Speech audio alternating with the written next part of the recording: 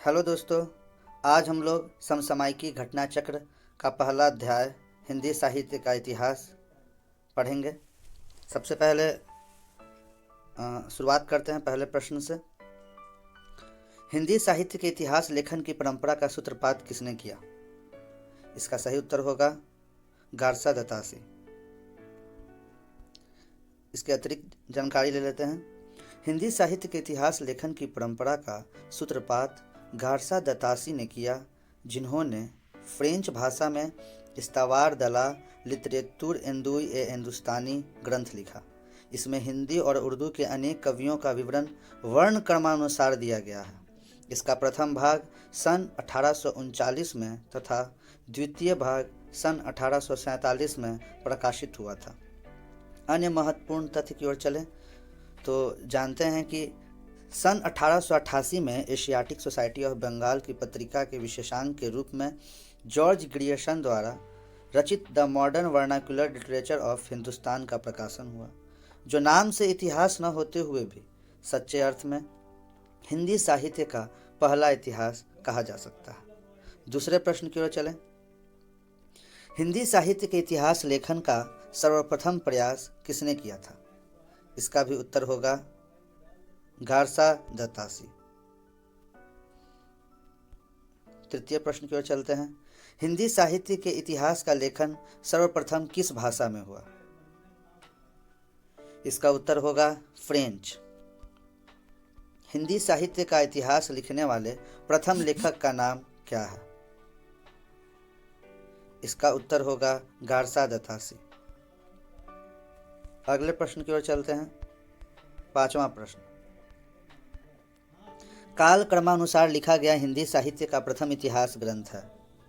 इसका सही उत्तर होगा काल क्रमानुसार पूछ रहा है, तो इसका सही उत्तर होगा the modern vernacular literature of Hindustan यानी डी।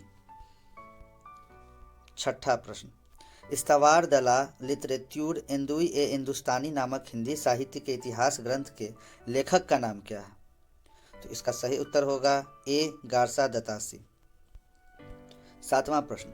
हिंदी साहित्य का पहला इतिहास लिखा गया था कौन से भाषा में? इसका सही उत्तर होगा फ्रेंच भाषा में। आठवां प्रश्न। हिंदी का प्रथम व्याकरण लिखने वाले विद्वान हैं। प्रथम व्याकरण, इसका सही उत्तर होगा जोशुआ केटलर यानी ए। इसका विशेष कुछ जान लें। हिंदी का प्रथम व्याकरण लिखने वाले विद्वान जोहन जोशुआ केटलर डच पुर्तगाल ईस्ट इंडिया कंपनी के राजदूत बनकर भारत आए थे। उन्होंने अपने देशवासियों को भारत में व्यावसायिक सुविधा की दृष्टि से हिंदी का समान ज्ञान कराने के लिए व्याकरण की पुस्तक हिंदुस्तानी ग्रामर लिखी थी, जो सन 1715 के आसपास प्रकाशित हुई। इस ग्रामर की रचना डच भाषा में की गई थी।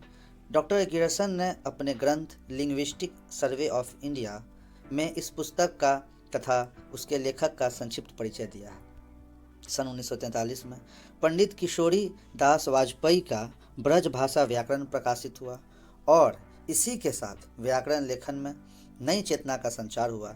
इसके बाद वाजपेयी जी की अच्छी हिंदी का नमूना 1948 में, ब्रज भाषा का प्रथम व्याकरण 1949 में, हिंदी निरुक्त 1949 में तथा हिंदी शब्दानुशासन 1958 में प्रकाशित हुआ। अब अगले प्रश्न की ओर चलते हैं।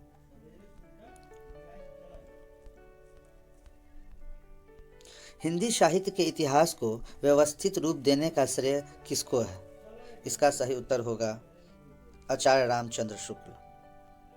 हिंदी साहित्य के इतिहास को व्यवस्थित रूप देने का श्रेय आचार्य रामचंद्र शुक्ल को है। इन्होंने हिंदी साहित्य का इतिहास 1929 लिखा, जो मूलतः नागरी प्रचारणी सभा द्वारा प्रकाशित हिंदी शब्द सागर की भूमिका के रूप में लिखा गया था तथा जिसे आगे परिवर्धित एवं विस्तृत करके स्वतंत्र पुस्तक का रूप दे दिया गया। अन्य महत्वपूर्ण तथ्य की ओर चलें तो शिव सिंह सरोज 1883 में लगभग 1 सहस्त्र भाषा कवियों का जीवन चरित्र उनकी कविताओं के उदाहरण सहित प्रस्तुत करने का प्रयास किया गया है। यह शिव सिंह सेंगर कृत है। अगले प्रश्न की ओर चलते हैं। रामचंद्र शुक्ल का हिंदी साहित्य का इतिहास मूलतः किस कृति की भूमिका के रूप में लिखा गया था? इसका उत्तर होगा हिंदी शब्द सागर यानी बी। अगले प्रश्न की ओर चलें। आचार्य रामचंद्र शुक्ल द्वारा रचित हिंदी साहित्य का इतिहास का प्रकाशन वर्ष कौन सा है? तो इसका सही उत्तर होगा 1929 यानी डी। इनमें से वह कौन सी रचना है जिसे मूलतः हिंदी शब्द सागर की भूमिका के रूप में लिखा गया था, किंतु बाद में उसे स्वतंत्र ग्रंथ भी बना दिया गया? इसका सही उत्तर होगा रामचंद्र शुक्ल कृत हिंदी साहित्य का इतिहास यानी सी। अगले प्रश्न की ओर चलें। तो आंग्ल भाषा में लिखा गया हिंदी साहित्य का इतिहास स्केच ऑफ हिंदी लिटरेचर के लेखक कौन है? तो इसका उत्तर होगा पादरी एडसिन ग्रिप्च।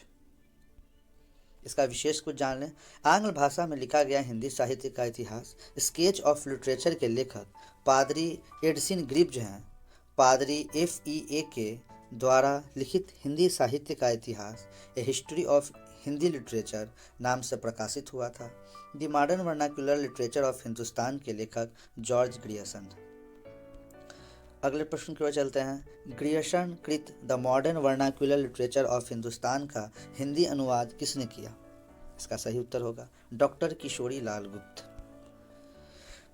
कुछ विशेष की ओर चलें तो ग्रियर्सन द्वारा रचित the modern vernacular literature of Hindustan का हिंदी अनुवाद डॉक्टर किशोरी लाल गुप्त ने हिंदी साहित्य का इतिहास के नाम से किया। किशोरी लाल गुप्त का जन्म वर्ष 1916 में भदोही उत्तर प्रदेश में हुआ था। ये पंडित विश्वनाथ प्रसाद मिश्र के प्रमुख शिष्यों में से एक थे। गुप्त जी को विंध्य गौरव से सम्मानित किया गया था।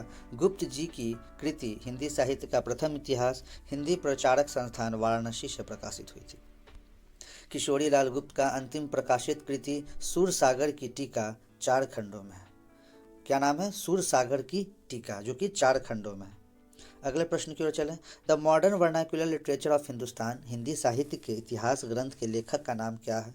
तो इसका सही उत्तर होगा जॉर्ज ग्रियर्सन। अगले प्रश्न की ओर चलें।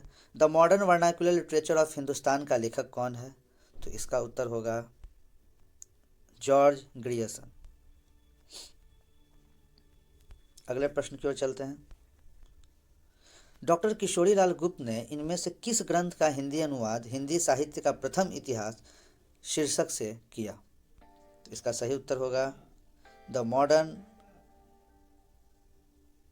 Modern vernacular literature of Hindustan.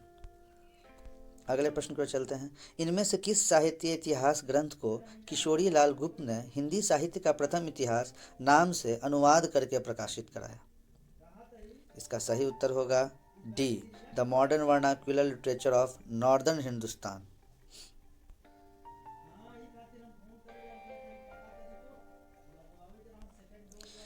उन्नीसवां प्रश्न। किस लेखक के इतिहास ग्रंथ में सर्वप्रथम हिंदी साहित्य का काल विभाजन मिलता है?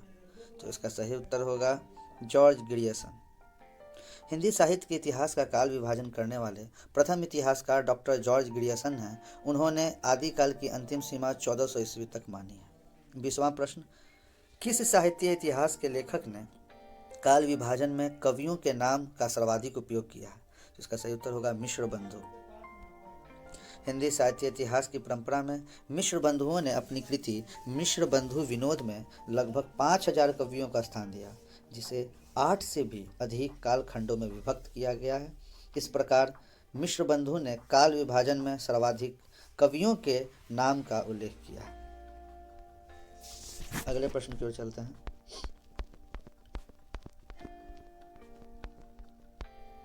मिश्र बंधु विनोद नामक हिंदी साहित्य के इतिहास लेखकों के नाम हैं।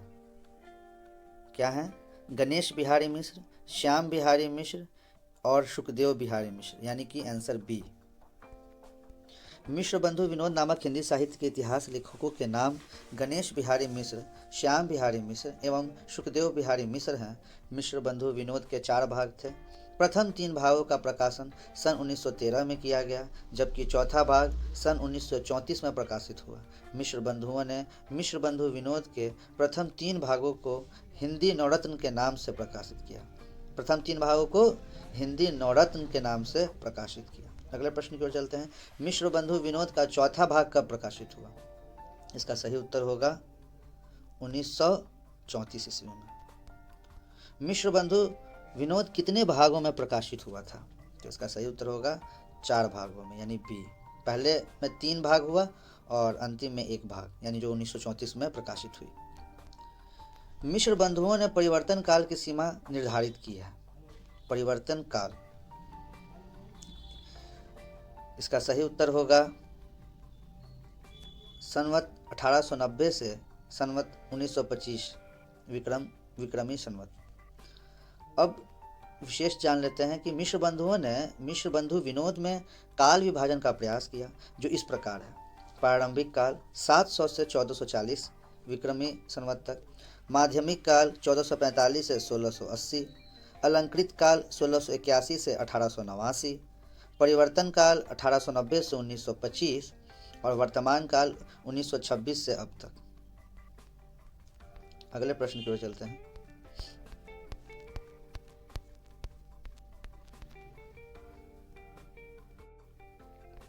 आचार्य रामचंद्र शुक्ल ने प्रथम उत्थान का समय कब से कब तक निर्धारित किया? प्रथम उत्थान, इसका सही उत्तर होगा 1868 से 1893 ईस्वी। आचार्य रामचंद्र शुक्ल ने प्रथम उत्थान का समय 1868 से 1893 ईस्वी संवत यानी कि 1925 से 1950 तक तथा द्वितीय उत्थान का समय 1893 से 1918 ईस्वी यानी कि संवत में 1950 से 1975 तक तय किया है। संवत और ईस्वी में 57 वर्ष का फर्क होता है, अंतर होता है। भारतेंदु हरिश्चंद्र का प्रभाव भाषा और साहित्य दोनों का बड़ा गहरा पड़ा। उन्होंने जिस प्रकार हिंदी गद्य को परिमार्जित करके उसे बहुत ही सरल, मधुर और स्वच्छ रूप दिया, उसी प्रकार हिंदी साहित्य को भी नए मार्ग पर लाकर खड़ा कर दिया। उनके भाषा संस्कार की महत्ता को सब लोगों ने मुक्त कंठ से स्वीकार किया और वे वर्तमान हिंदी गद्य के प्रवर्तक माने गए। अगला प्रश्न, आचार्य रामचंद्र शुक्ल ने हिंदी साहित्य का इतिहास के आधुनिक गद्य साहित्य परंपरा का प्रवर्तन के अंतर्गत प्रथम उत्थान की कालावधि निर्धारित की है। प्रथम उत्थान यानी बी 1925 से 1950 विक्रमी तक। आचार्य रामचंद्र शुक्ल ने द्वितीय उत्थान का समय कब से कब तक तय किया है? तो इसका सही उत्तर होगा 1893 से 1918 ईस्वी तक, यानी कि विक्रमी में बात करें तो 1950 से 1975 विक्रम तक। अगले प्रश्न की ओर चलते हैं। नागरी प्रचारणी सभा की स्थापना कब हुई थी? तो इसका सही उत्तर है 1893 में। काशी नागरी प्रचारणी सभा की स्थापना 1893 ईस्वी में श्याम सुंदर दास जी ने की थी। नागरी प्रचारणी सभा हिंदी भाषा और साहित्य तथा देवनागरी लिपि की उन्नति एवं प्रचार और प्रसार करने वाली भारत की अग्रणी संस्था है। हिंदी साहित्य के नियमन, नियंत्रण और संचालन में इस सभा का महत्वपूर्ण स्थान है। यहाँ से हिंदी शब्द सागर का प्रकाशन किया गया। इस शब्दकोश के लेखक श्याम सुंदर दास थे। अगले प्रश्न की ओर चलते हैं। काशी नागरी प्रचारणी सभा की स्थापना कब हुई थी? सही उत्तर है बी 1893 ईस्वी में। नागरी प्रचारणी सभा की स्थापना किस वर्ष हुई? तो 1893 में। हिंदी शब्द सागर का प्रकाशन किस संस्था ने किया? तो नागरी प्रचारणी सभा, जो कि वाराणसी में है। नागरी प्रचारणी सभा के संस्थापकों में कौन नहीं थे? बाबू श्याम सुंदर दास थे, पंडित राम नारायण मिश्र थे, ठाकुर शिव कुमार सिंह भी थे, रामचंद्र वर्मा नहीं थे। नागरी प्रचारणी सभा की स्थापना 16 जुलाई 1893 को वाराणसी में हुई, जिसकी स्थापना में बाबू श्याम सुंदर दास, पंडित राम नारायण मिश्र तथा ठाकुर शिव कुमार सिंह जैसी प्रभृतियों का मुख्य योगदान रहा। अन्य महत्वपूर्ण तथ्य, आचार्य रामचंद्र वर्मा हिंदी के साहित्यकार एवं कोशकार रहे हैं। रामचंद्र वर्मा की बात हो रही है। ये हिंदी शब्द सागर के संपादक मंडल के प्रमुख सदस्य थे। इन्होंने आचार्य किशोरी लाल वाजपेयी के साथ मिलकर अच्छी हिंदी का आंदोलन चलाया और हिंदी का मानकीकरण किया। उन्होंने सन 1919 में महात्मा गांधी नामक पुस्तक लिखी। 33वां प्रश्न की ओर चलते हैं। फोर्ट विलियम कॉलेज की स्थापना किस वर्ष हुई? तो इसका उत्तर होगा 1800 ईस्वी में। इसमें देखिए दो ऑप्शन है, एक विक्रमी संवत 1800 है और एक 1800 ईस्वी है, तो इस पर ध्यान देना होगा। 1800 ईस्वी में इसका सही उत्तर होगा।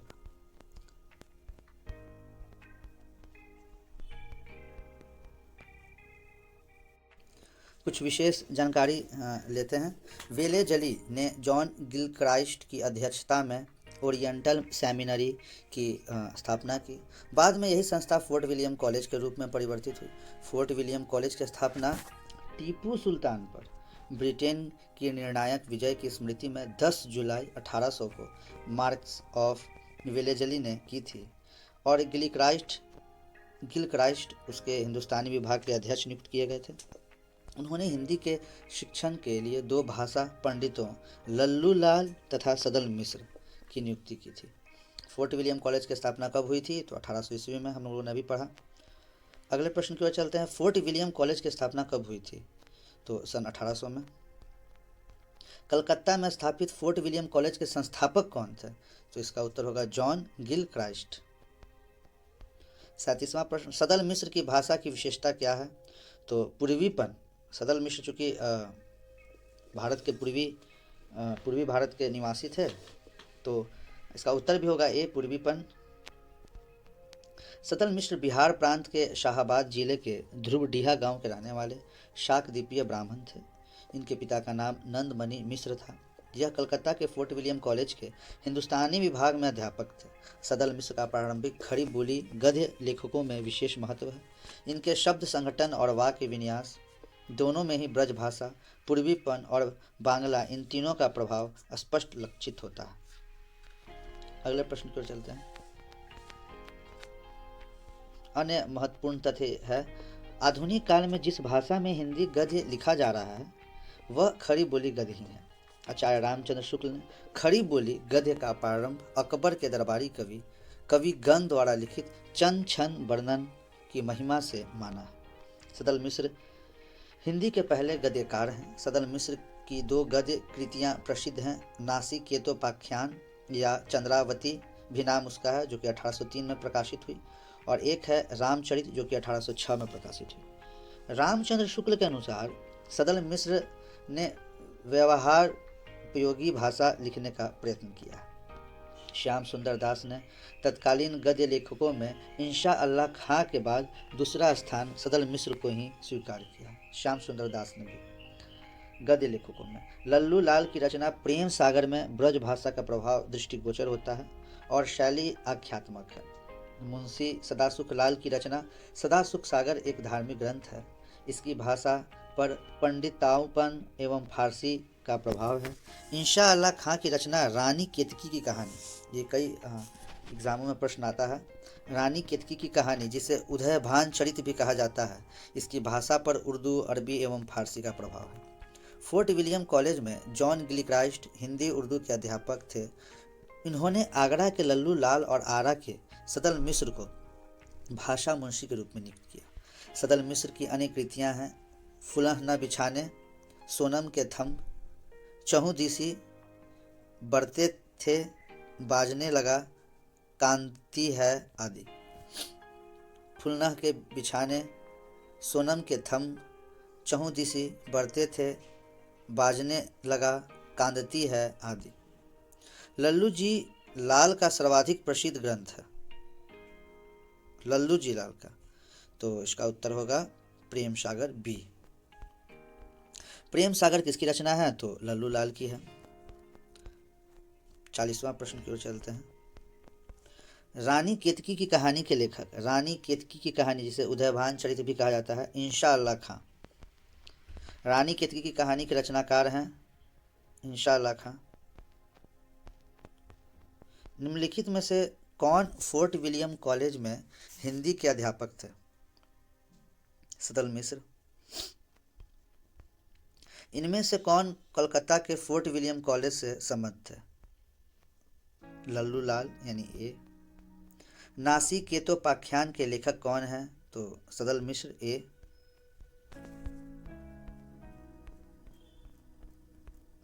अगले प्रश्न को चलते हैं। नासिकेतोपाख्यान के लेखक सदल मिश्र।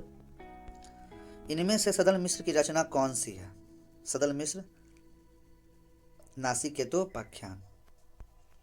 चूँकि प्रश्न रिपीट हो रहा है क्योंकि ये हिंदी घटना चक्र की किताब है और जो प्रश्न दोबारा पूछे गए हैं एग्जामों में तो उनका जिक्र किया गया है यहाँ पर।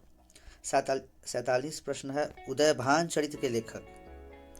उदयभान चरित, इसका सही उत्तर है इंशाअल्लाह खां, जिन्हें रानी केतकी की कहानी भी कहा जाता है किताब को। सुख सागर की रचना किसने की? तो सुख सागर की सदासुख लाल ने। सुख सागर की रचना किसने की है? सदासुख लाल ने। सुख सागर का विषय है विष्णु पुराण के उपदेशात्मक प्रसंग। डॉक्टर नगेंद्र अपनी पुस्तक हिंदी साहित्य का इतिहास में लिखते हैं कि मुंशी सदासुख राय निसार नियाज ने ही, जिनके नाम से सुख सागर शीर्षक ग्रंथ का उल्लेख प्रायः सभी इतिहास पुस्तकों में किया गया है। सुख सागर शीर्षक किसी ग्रंथ के रचयिता नहीं है, अपितु सुख सागर इनकी उपनाम था। विष्णु पुराण या भागवत का मुंशी जी ने पद्यानुवाद किया था। इनकी अन्य 2 गद्य रचनाएं अवश्य प्राप्त हैं, सुरासुर निर्णय निबंधात्मक रचना, सज्जन दुर्जन का विवेचन और वार्तिक बाबा दयालु दास के ध्रुव पदों का भाष्य। अगले प्रश्न की ओर चलते हैं।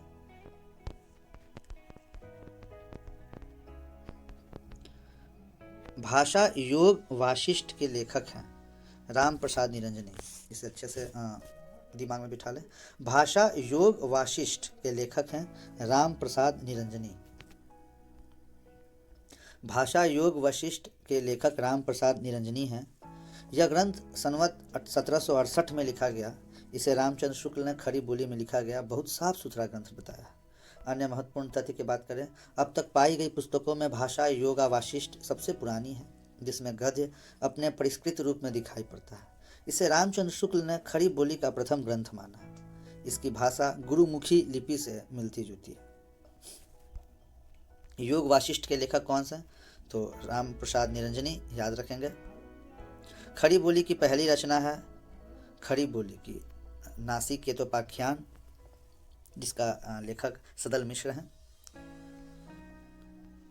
केंद्रीय हिंदी निदेशालय ने अपनी वेबसाइट पर हिंदी का उद्भव शीर्षक के अंतर्गत खड़ी बोली गद्य की पहली पुस्तक 1623 ईस्वी में जटमल कृत गोरा बादल की कथा का उल्लेख किया। केंद्रीय हिंदी निदेशालय के अनुसार आधुनिक प्रथम गद्यकारों में सदल मिश्र एवं लल्लू लाल दोनों शामिल हैं, जो फोर्ट विलियम कॉलेज कोलकाता में एक साथ गए। वहां सदल मिश्र ने 1803 ईस्वी में नासिकेतोपाख्यान की रचना की तथा 1805 ईस्वी में लल्लू लाल प्रणीत प्रेम सागर श्रीमद् भागवत पुराण के 10वें स्कंद की खड़ी बोली गद्य रूपांतर का प्रकाशन हुआ। अतः आधुनिक गद्यकारों में नासिकेतोपाख्यान खड़ी बोली की पहली रचना है।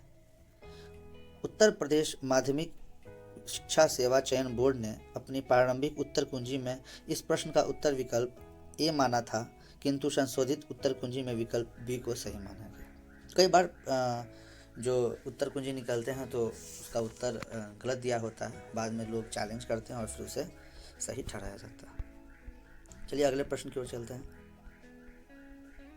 खड़ी बोली में जो खड़ी शब्द है उसका सर्वप्रथम प्रयोग किसने किया था? तो इसका उत्तर होगा सदल मिश्र ने। नरेंद्र कोहली ने अपनी पुस्तक व्यंग्य गाथा में लिखा है कि पंडित लल्लू लाल जी ने खड़ी बोली में गद्य का लेखन किया। फोर्ट विलियम कॉलेज में ही खड़ी बोली का नामकरण हुआ। खड़ी बोली के नामकरण का श्रेय गिलक्राइस्ट एवं सदल मिश्र को दिया जाता है। 1803 ईस्वी में खड़ी बोली का प्रयोग भाषा के रूप में पहली बार हुआ। खड़ी बोली का पहला प्रयोग किसके द्वारा किया गया? खड़ी बोली का पहला प्रयोग जॉन गिलक्राइस्ट, जो कि अध्यक्ष थे फोर्ट विलियम कॉलेज के, उनके द्वारा किया गया। और फोर्ट विलियम कॉलेज की स्थापना 1800 ईस्वी में की गई थी। आधुनिक हिंदी साहित्य के इतिहास में राजा द्वय के नाम से विख्यात 2 रचनाकार हैं। उसका सही उत्तर होगा राजा लक्ष्मण सिंह और राजा शिव प्रसाद सितारे हिंद। फिर से इस प्रश्न को देखेंगे।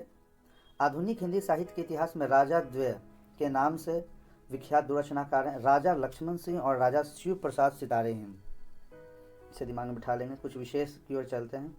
फारसी पढ़े लिखे लोगों ने जनभाषा को फारसी शब्दों से बोझिल कर दिया। इस खेमे का नेतृत्व कर रहे थे राजा शिव प्रसाद सितारे हिंद। इसकी प्रतिक्रिया में कुछ लोगों ने भाषा में संस्कृत शब्दों की भरमार कर दी। इस वर्ग के नेता थे राजा लक्ष्मण सिंह। राजा द्वय की प्रतिद्वंदिता भारतेंदु के उदय काल तक चलती रही। अगले प्रश्न को चलते हैं, हिंदी के प्रथम गद्यकार कौन है? तो हिंदी के प्रथम गद्यकार हैं लल्लू लाल। लल्लू लाल